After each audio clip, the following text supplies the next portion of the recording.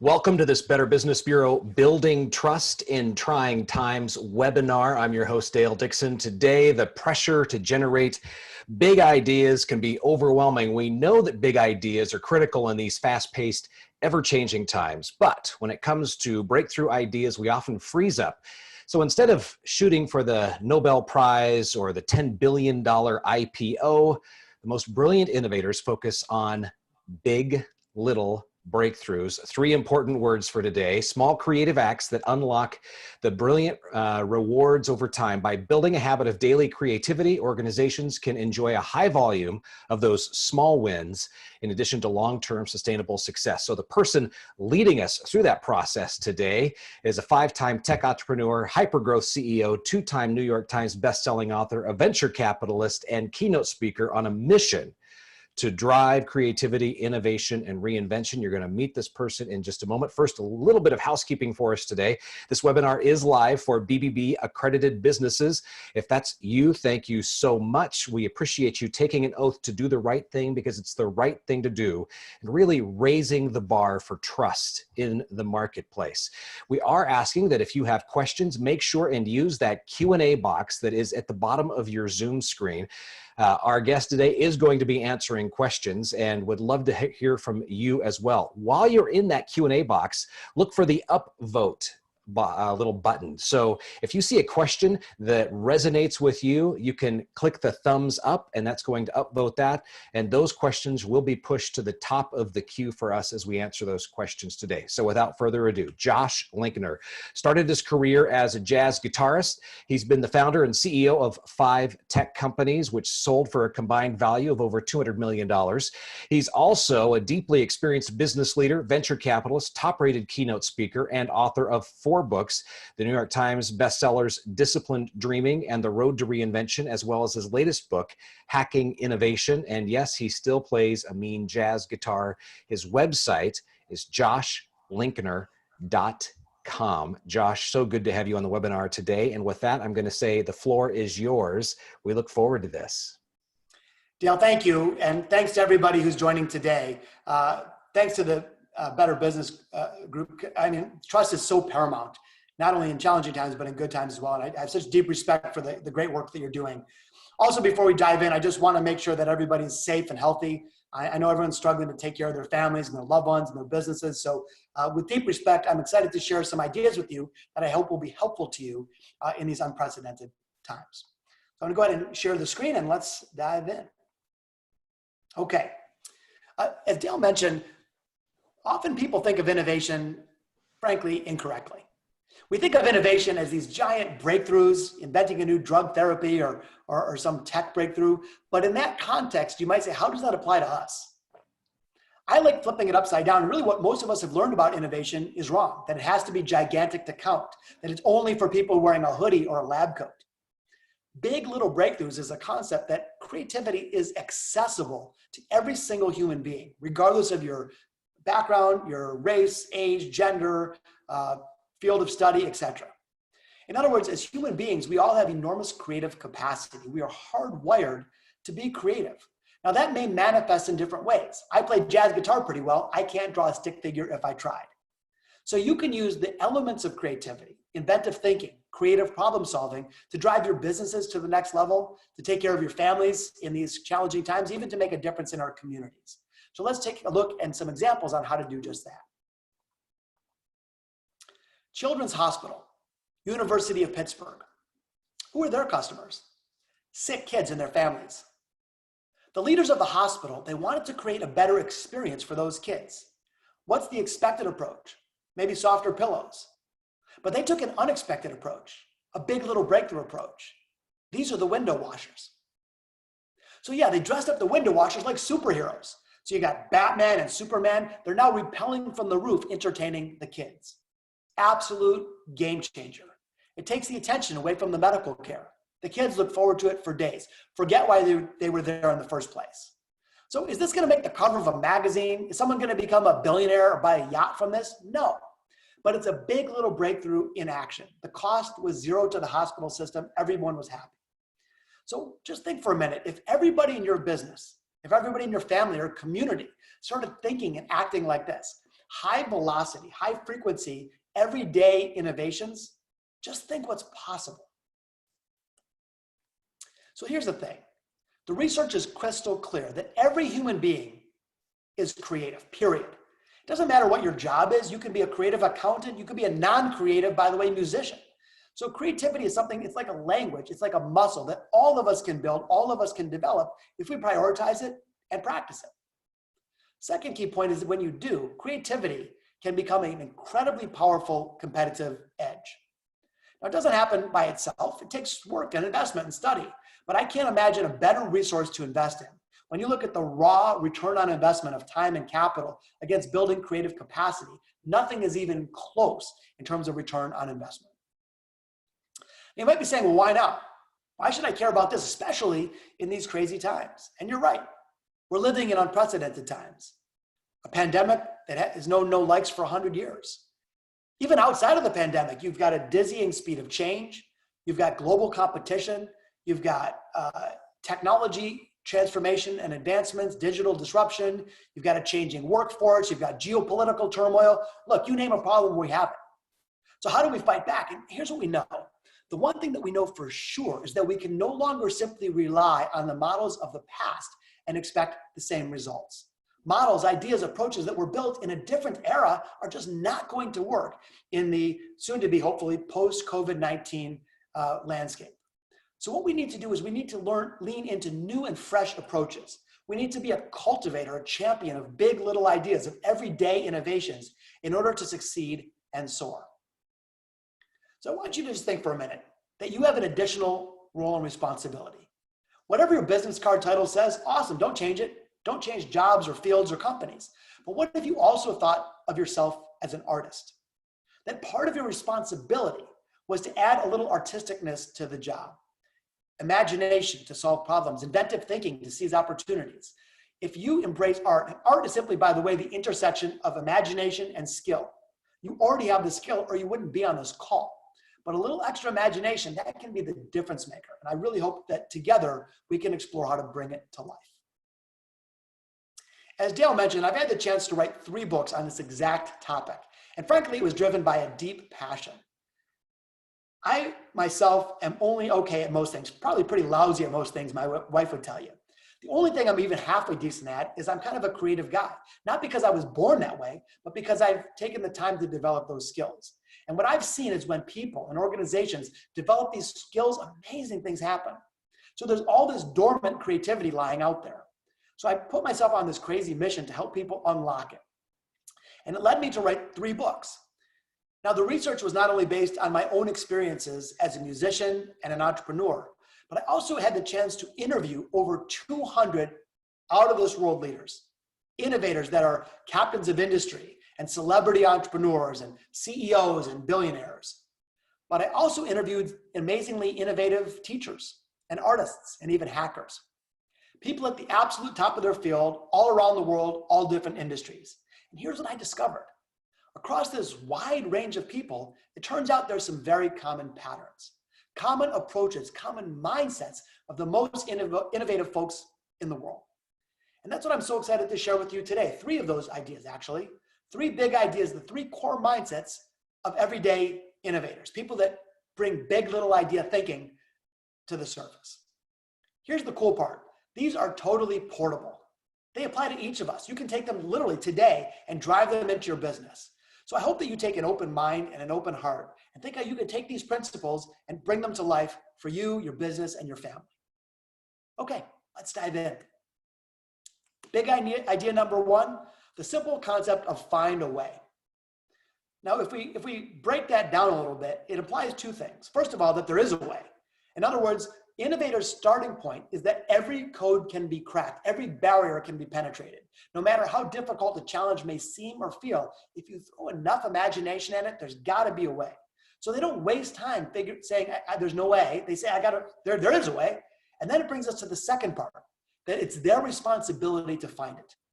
It's not your banker's responsibility or your spouse or your coworker or your accountant or your lawyer. It's our responsibility. If there's a problem and we can solve it, it's ours to be done. So it's a sense of ownership and a sense of possibility. One of my favorite quotes of all time is an ancient Chinese proverb. I just love this one. Sums it up perfectly. Man who says it can't be done should not interrupt man doing it. I've always loved that. An example. A few months back, an Air Canada flight was stuck out on the runway at the Toronto airport for 7 hours due to weather conditions. Whew. Those poor passengers. Once they gobbled up the peanuts and they drank all the booze, they were getting pretty restless, as you might imagine. So they're calling their loved ones, they're tweeting, begging the flight attendants for some food. Well, next, a well-intentioned Air Canada flight attendant, following procedure, gets on the microphone and says, ladies and gentlemen, I'm sorry. There's nothing that can be done. Nothing that can be done. How many times have we heard that? How many times have some of us said that? Well, next, a nearby WestJet pilot, which is a competitive airline in Canada, overhears the commotion. But he had a different belief. He said, I'm going to find a way. About 45 minutes later, this guy, he wheels up one of those metal staircases to the plane. He climbs on up there, bangs on the door, and when the folks inside open up the door, to their surprise, he's sitting there holding 20 pizzas for the guests. It enabled amazing tweets like this one. Check it out. Awkward but funny moment. WestJet guy walks in and says, hey guys, I'm from WestJet and we do things differently. Want some pizza? Think about the impact that was created, not just for the folks on board, but as the word spread and everyone heard about this. Two identically situated organizations, same capital structure, same labor union, same price point, same everything, but different set of beliefs. One stumbles, the other soars. Now you might say, well, wasn't that guy's job to be a pilot? Yes. But his job was also to be an artist. He added a little bit of creativity. He looked above and beyond his written responsibilities to elevate his company, to serve his clients. What if every person in your company behaved and thought like that? What if each of us were artists, deploying big little idea thinking on a systematic and regular basis? Just think about what impact is possible. Brings us to our core mindset number 2. Mindset number 2 is an obsession around upgrading it. Upgrading it. The notion is that every product, every system, every process, every approach was built in a different time. Now we're in a new time. And by the way, business cycles have shifted from decades to years to months and sometimes now even weeks. So in the same way that software companies put out version 5.0, which renders version 4.0 irrelevant, they upgraded it. Innovators are always in the midst of upgrading. How can I make what I'm doing today, regardless of the success, better, different, and more modern? How can I constantly be upgrading? There was a quote that I would say to my folks as I was building my companies, so much they got sick of hearing it. The quote was simply this: someday a company will come along and put us out of business. It might as well be us. So this was the notion that about every 6 months or so, we had to upgrade our entire way of being in order to stay relevant and fresh, rather than relying on previous successes. St. Regis Hotel, Washington, D.C. The leaders of the hotel were looking around the hotel trying to upgrade it. So they're looking high and low, saying, how can we better serve customers? How can we drive value? How can we build competitive differentiation? Well, as they look around, it leads them to this empty closet. The same closet that's in every hotel room around the world. So they said, wait a minute, maybe we could upgrade it. Here's what they did next. They partnered up with luxury retailer Neiman Marcus. Now as a guest, before you arrive, you're sent an email survey asking about your size and your fashion preferences. When you walk into your room, you open up the closet, it's no longer empty. It's filled with hand-selected goods just for you. Try them on in the privacy of your room. If you like it, walk off with it, auto-billed to your hotel invoice. A little dangerous, perhaps. But think what they did here, all at once, one little idea. They activated a dead space, created a new stream of revenue, drove competitive differentiation, better served customers without a dime of capital because they partnered up with Neiman Marcus. So my question to you, with great respect, what are the empty closets in your business? What are those things that you look past a dozen times a day and say, hey, that's just the way we do it. That's just the way it's done in our industry. Man, that is an opportunity that's calling your creative soul to the surface, to imagine new possibilities, to seek out big little breakthroughs, frankly, to upgrade it. Speaking of upgrading it, Nathan's Hot Dogs, every year they host a hot dog eating competition, and they continue to upgrade it every year. Every year it gets bigger in terms of notoriety and prize money. And generally the way it works is you have these big, burly, overweight men that see how many hot dogs they can shove down in 12 minutes.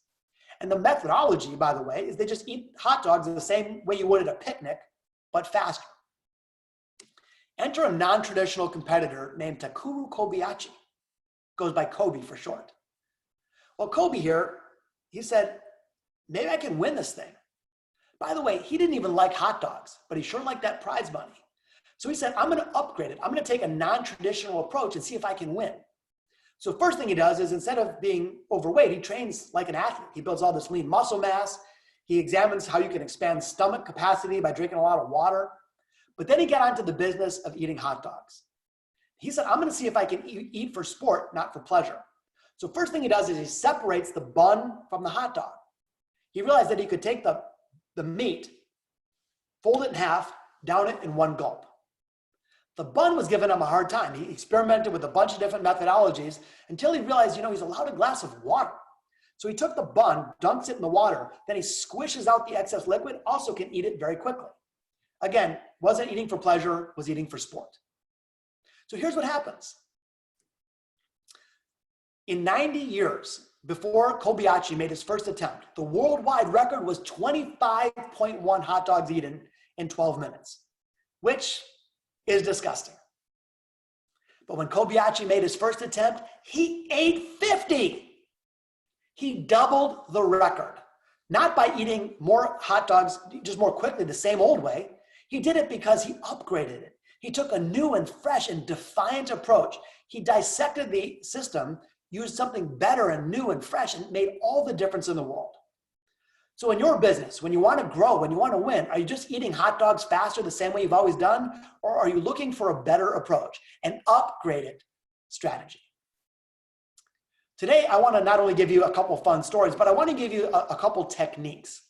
My first technique is one of my favorites, and it's simply called the judo flip. In other words, when you're trying to solve a problem or seize an opportunity, take a look at the way you've always done it before. Take a look at the way that everybody else does it, and then say, what's the polar opposite? What would it look like if I judo flipped it? Kobayashi judo flipped his approach to eating hot dogs. The St. Regis Hotel judo flipped their approach to driving revenue by activating a dead closet. So when you are trying to do something in your business, ask yourself, can I judo flip to discover a fresh idea? Judo flip a challenge, judo flip a threat, judo flip an opportunity. That oppositional approach will fuel progress in your business and even in your community. Which brings us to our third and final core mindset of everyday innovators. Mindset number 3, seek the unexpected. There's an expected approach that you take in your business every day, but expected approaches rarely make history.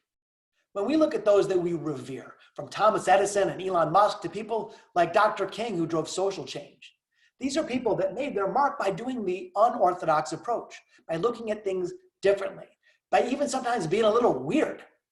That is where the magic lies, and I would really encourage you to look and push yourself to find the unexpected approach, because that's what really makes the difference. Do you ever go to the grocery store and you're faced with that insolvable problem? Do you buy the yellow bananas or the green ones? You buy the yellow bananas, they're good today, but 4 days later, the rest of that bunch is all squishy. You buy the green ones, you have to wait like a week and a half to have a decent banana. Well, if you are now in the banana business, what could you do? That's just how bananas are. I want to show you what happened when one company in Korea decided to seek the unexpected. Check out their bananas, packaged by ripeness. Here's the amazing thing. They took an unexpected approach to market, and here's what happened. First of all, they're crushing their competition in terms of sales volume, crushing. Secondly, they're charging 3 times per ounce of banana compared to the rest of the field. Same exact banana, unexpected approach to market made all the difference in the world. And if they can do that with bananas, think what you can do with the resources at your disposal. Again, here they didn't even change the product, but they added a little unexpected creativity, made all the difference in the world. Recently, the cattle industry was facing a problem: flies. Unlike horses, a cow can't just swat away the flies with their tail. And you might think it's just a nuisance, but it actually interferes with feeding and grazing and sleeping. It's really a big expense for the cattle industry. Well, researchers in Japan got together trying to solve the problem. And they first looked at all the expected approaches. Maybe they could use pesticides. Maybe they could use those electric lamps that you could zap the flies. But all those things led to a new set of problems. There was health issues. They impacted the land negatively. So they had to seek instead an unexpected approach. They started asking different questions. They said at one point, well, what other animals don't get bitten by flies? It led them to zebras. Turns out zebras rarely get fly bites. Apparently, the black and white stripes interfere with the fly's depth perception. Flies leave the zebras alone. So what did the researchers do? You guessed it. They painted the cows like zebras. Incidentally, ethical, safe paint, no cows were hurt, etc. But here's what happened. Fly bites were reduced by 70%. If they applied the same approach throughout the industry, it would save the cattle industry $1 billion a year. It's $1 billion idea, not by doing the expected approach, quite the opposite, by challenging themselves to look for that weird oddball idea, because those are the ones that leave a mark. Which leads us to our second takeaway technique. When you make a decision, big or small, this is the way all of us do, because this is the way the human mind works. What we do is we very quickly narrow the field of choice. You go from unlimited possible ideas to an extremely short list, A, B, and C. Your A, B, and C ideas, those are the obvious and easy ones, the things you've always done before. Here's my suggestion. Instead of blindly choosing A, B, or C, ask yourself, wait a minute, is there a D? Is there an E? Or I like to say, is there an option X? Option X, that's that bold, provocative, unexpected idea. The idea that makes all the difference in the world. Painting the window washers like superheroes, option X. Painting flies like zebras, or painting cows like zebras, option X. Those option X ideas might seem a little weird at first, but all progress seems weird at first. Challenge yourself to go out on a limb and discover those oddball, unorthodox approaches, because those are your best path forward. Okay, again, we covered 3 big ideas here today that are totally portable at your disposal. Idea number 1, find a way. Asking yourself, instead of throwing up your arms in defeat when there's a challenge, saying, how can I throw more creativity at it and find a way to solve the problem? Number 2, upgrade it. Being in a constant state of reinvention, reimagining old ways, and replacing them with better ways. And finally, seeking the unexpected. When we're looking for new solutions, challenging ourselves to go above and beyond the obvious and look for the weird ones, because those are the ones that you want. Okay, I'd be delighted to take some questions, but before I do, I put something together just for you. They say it takes 21 days to form a habit. When I was studying guitar, if I had a killer guitar lesson, but I didn't practice right afterward, I'd quickly forget what I learned. You only master a skill by daily practice. So if you go to 21.platypuslabs.com, Platypus Labs is my consulting firm. It's free, I won't steal your data, but you'll get from me, if you sign up, exactly and only 21 days in a row of a quick note from me once a day. 3 minutes. It's a story, an idea. You might learn something fun like cows painted like zebras. But it's the equivalent of your daily guitar lesson, your daily injection of inspiration and creativity to help you build creative muscles, to help you advance your skill set, to help you fully embrace your true creative soul. So check it out, 21.platypuslabs.com, and I think it will be a useful tool to propel you forward even in these difficult times. Before I finalize and take some questions, I just want to leave you with this. I've built companies my whole life, 30 years in business, believe it or not. And one thing that I've learned is that too often we overestimate the risk of trying something new, and we underestimate the risk of standing still. The pandemic is forcing us to stop standing still. So it's forcing us to explore new possibilities, and that is challenging, to be clear. It's difficult. But I hope that we can all look back 12 months from now and look at it as a gift, because maybe it forces us to shake things up. It forces us to reimagine how we serve and how we lead and how we win. And I hope that we can all look back with gratitude at this time, not obviously for the suffering related to the medical issues, but because it gave us a jolt. It gave us an opportunity to explore what's possible, to lead with our creative heart, and ultimately to win in our best possible way. With that, thank you so much. I hope we can keep in touch, by the way. If you want to see me on social, my social handle on all channels is just my name, Josh Linkner. And if you'd like to sign up for my blog, it's just my website, joshlinkner.com. I've been writing for 10 years every week. So with that, thank you again. With deep gratitude, I'd be delighted to hear any questions that may be on your mind.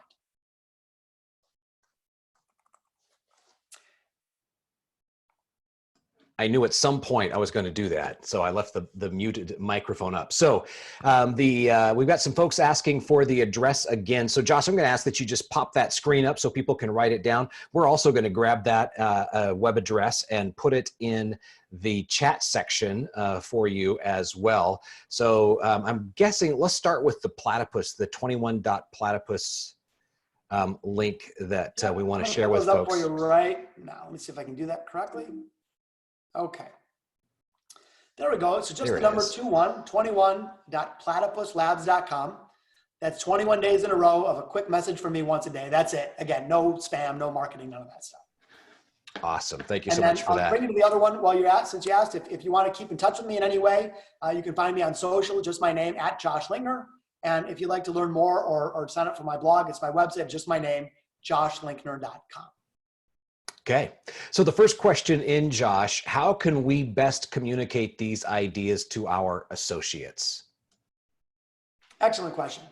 If you just run in one day and be like, hey, dude, we got to be all creative, someone's going to call security.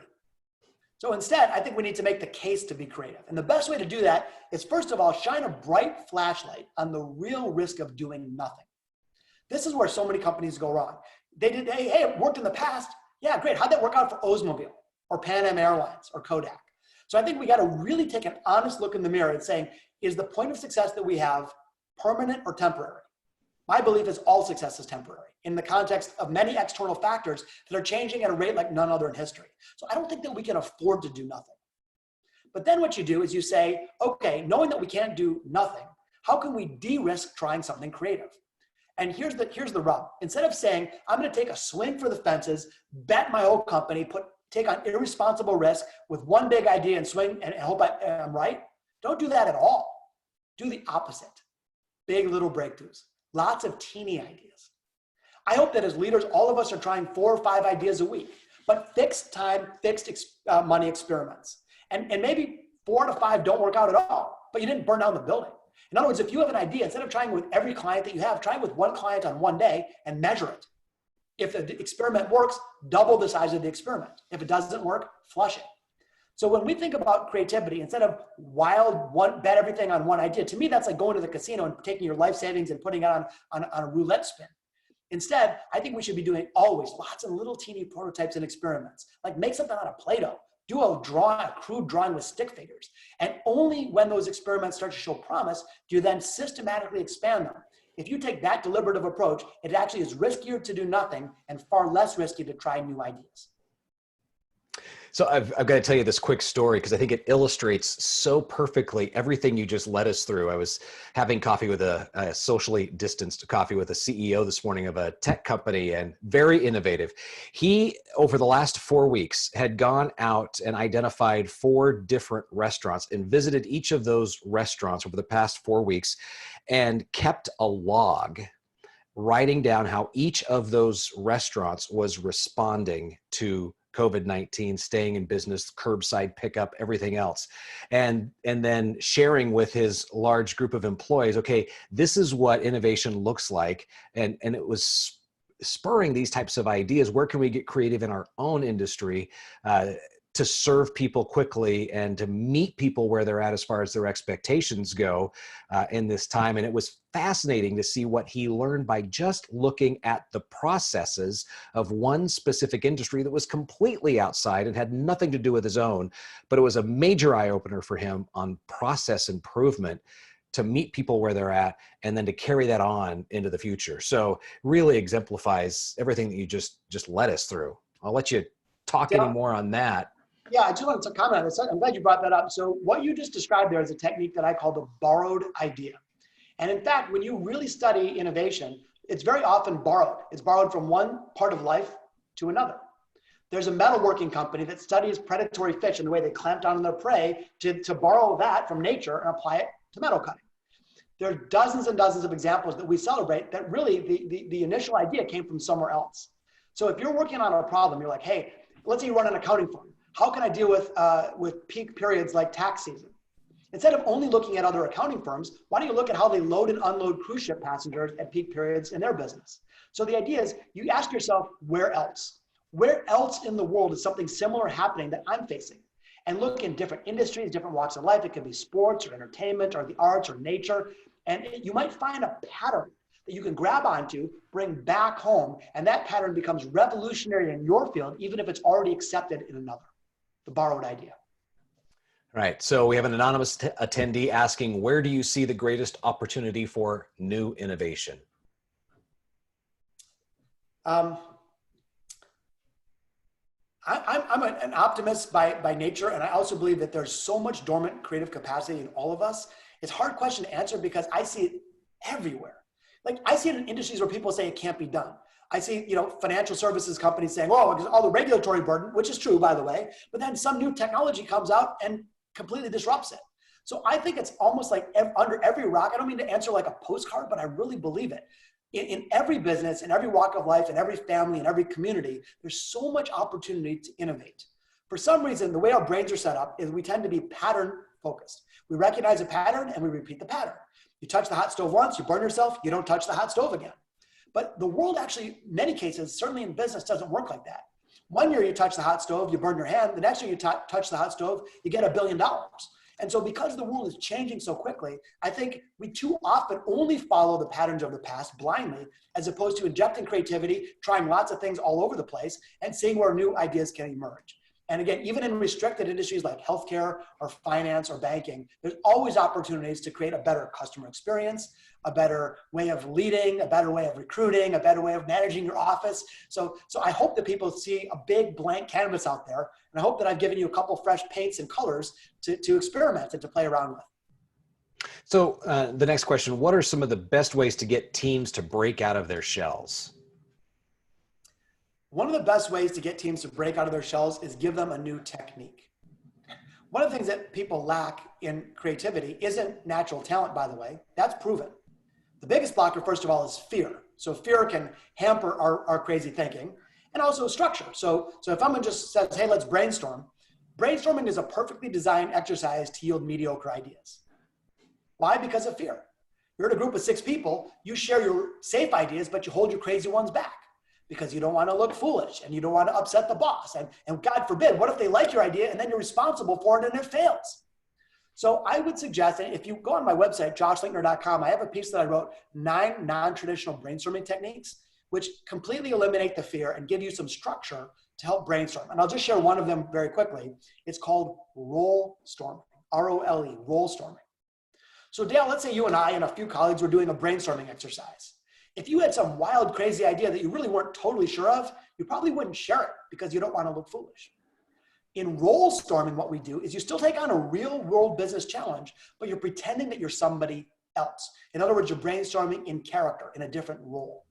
So Dale, let's say you were brainstorming instead as Steve Jobs. No one's going to laugh at Steve for coming up with a big idea. They might laugh at Steve for coming up with a small one. So now you, also known as Steve Jobs, you're totally liberated. You can say anything you want, no fear whatsoever of retribution. You're not responsible for the idea. Heck, that was Steve's idea. I know it sounds goofy, but I'm telling you, it absolutely works. The way you do it is everybody in the room chooses a character. You could be an inventor, a literary figure, a sports hero, a movie star, a villain, whoever you want, real or living, fictitious or dead. And anyway, what you do is you brainstorm as if you are that person. Like, how would Oprah Winfrey tackle that? How would Hemingway tackle that? And if you don't believe me on how this works, I did this with a group of executives at Sony Japan one time. I met this dude. He was the stiffest human being I've ever met. Dark suit, white shirt, tie like this, stiff as a board. We got him role storming as Yoda. I have never seen personal transformation like this. This guy's jacket's off, his tie's undone. He's like leaping around the room. I didn't teach him to be creative. He had that inside of him all along, as do all of us. But we put him in a different structure, put him in a different role, removed the fear, and this guy was liberated. So that's one simple technique of many, but if you have some technique and you can remove the fear, people's creativity, it's our natural state, it will come forward. All right, Josh, last question. Do you have a new book in the works? Are you working on anything? When's the next book coming out is actually the question from one of our viewers. Mr. or Mrs. Viewer, I feel like I love you just by asking that question, so thank you for that. I'm kidding aside. My most recent book was published in 2017 called Hacking Innovation. And that book was around, I was looking for a new model for creativity, and I studied hackers.